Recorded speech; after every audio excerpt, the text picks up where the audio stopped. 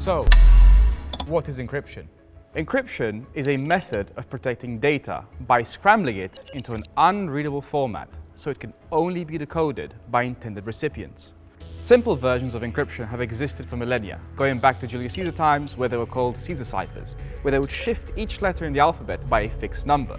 For example, with a shift of 3, A would become D, so the word hello would become K-H-O-O-R.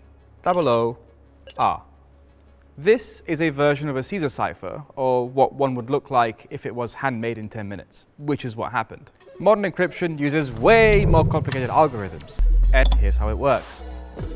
There are two types of encryption, symmetric and asymmetric encryption. Let's talk symmetric first. Imagine this box represents encryption.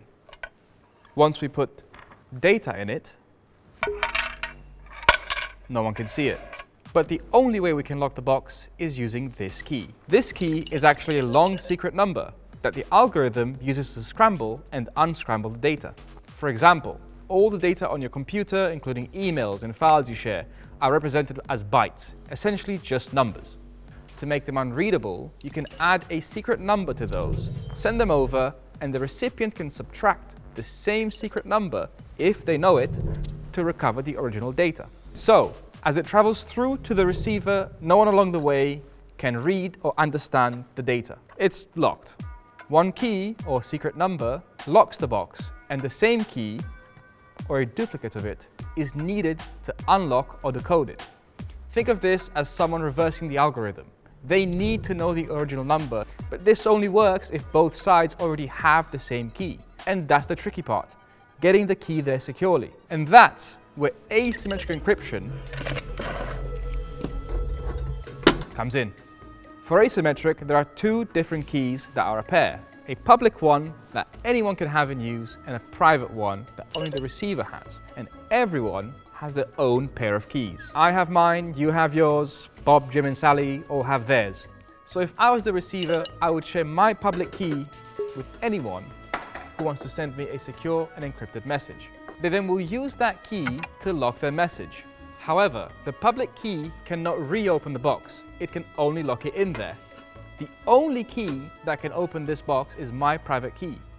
And this key is never shared with anyone, and I'm its sole owner.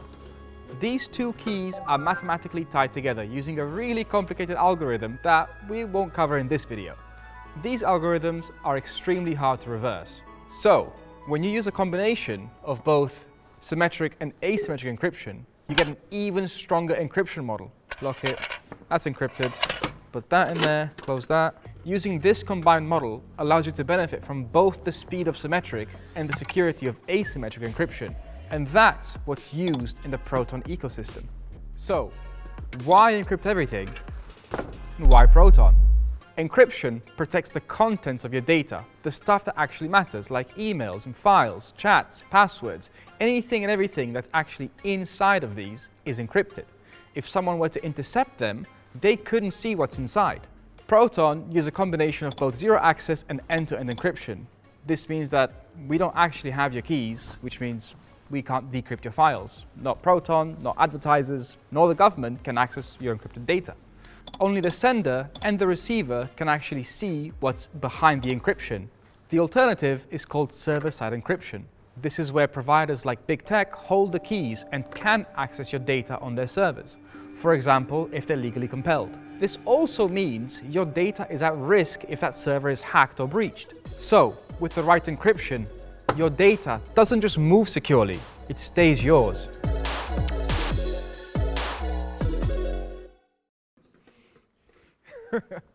Who's ready? And now, a buddy!